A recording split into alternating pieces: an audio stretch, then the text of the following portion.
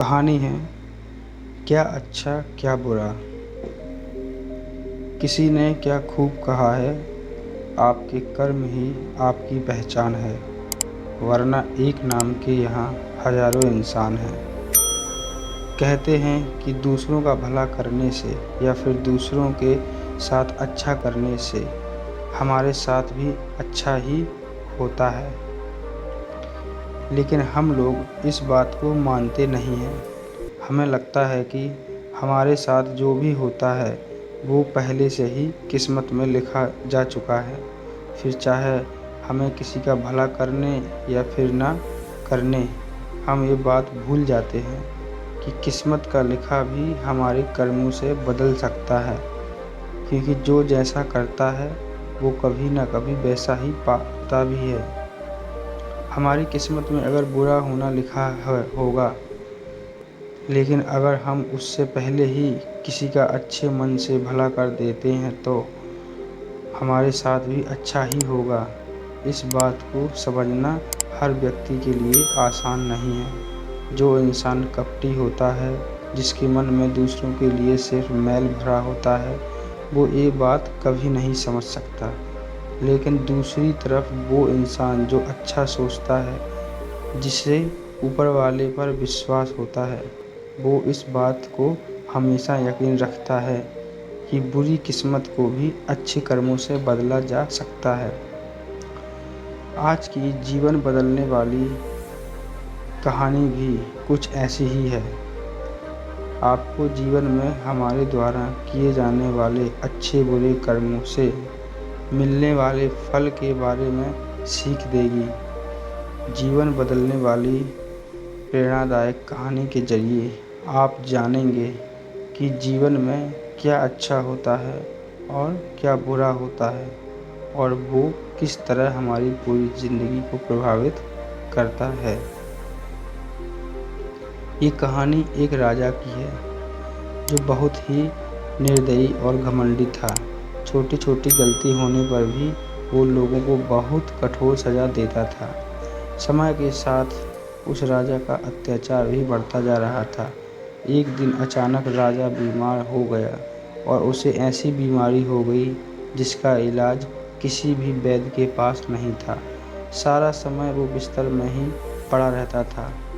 अब राजा को लगने लगा कि उसकी मौत नज़दीक है, लेकिन वो राजा मरने से बहुत डरता था। अपने डर को दूर करने के लिए वो राजा रोज़ प्रार्थना करने लगा, भगवान किसी भी तरह मेरी ज़िंदगी बचा लो। मैं लोगों के साथ बुरा व्यवहार करना छोड़ दूंगा और ना ही किसी को कठोर सज़ा दूंगा।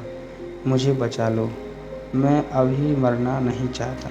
उसकी प्रार्थना सुनकर एक रात उस राजा के सपने में भगवान आए और उस राजा ने उनसे अपने जीवन की भीख मांगनी शुरू कर दी। उस राजा पर दया दिखाकर भगवान ने कहा, तुमने पूरी ज़िंदगी लोगों को परेशान किया है, लेकिन फिर भी अगर तुम कोई भी एक अच्छा काम कर दोगे तो मैं तुम्हारी बीमारी ठीक कर दूंगा और तुम फिर से एक नया जीवन मिल जाएगा। ये सुनते ही उसका सपना टूट गया और उसकी बीमारी भी ठीक हो गई। राजा अब पहले जैसा स्वस्थ हो गया और अब उसे बस एक अच्छा काम करना था। राजा बिस्तर से उठा हुआ देखकर उसकी पत्नी बहुत खुश हो गई और वो तुरंत उसके लिए एक थाली में फल और मिठाई खाने को ले आई। लेकिन राजा को बहुत जल्दी थी, क्योंकि उसे एक अच्छा काम करना था। तो उसे लगा कि उसकी पत्नी उसका समय बर्बाद कर रही है और गुस्से में उसने खाने की थाली फेंक दी और अपनी पत्नी पर चिल्लाते हुए वो बाहर की तरफ भागा। बाहर जाकर उसने अपने सैनिक से घोड़ा लाने को कहा। सैनिक बोला, महाराज आप लंबे समय से बीमार थे, तो हमने रोज़ की तरह सभी घोड़ों को घास चरने के लिए जंगल भेजा है और उनके आने में अभी देर है। ये बात सुनकर राजा को गुस्सा आ गया। उसने अपने सैनिक को मौत की सज़ा सुना दी और गुस्से में पैदल ही महल से बाहर निकल गया। थोड़ा दूर पहुंचकर राजा ने एक व्यक्ति को भीख मांगते हुए देखा।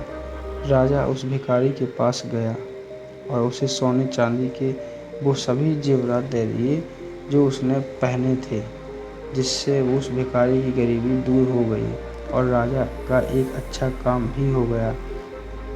राजा खुश होकर अपने महल में आया और चैन से सो गया।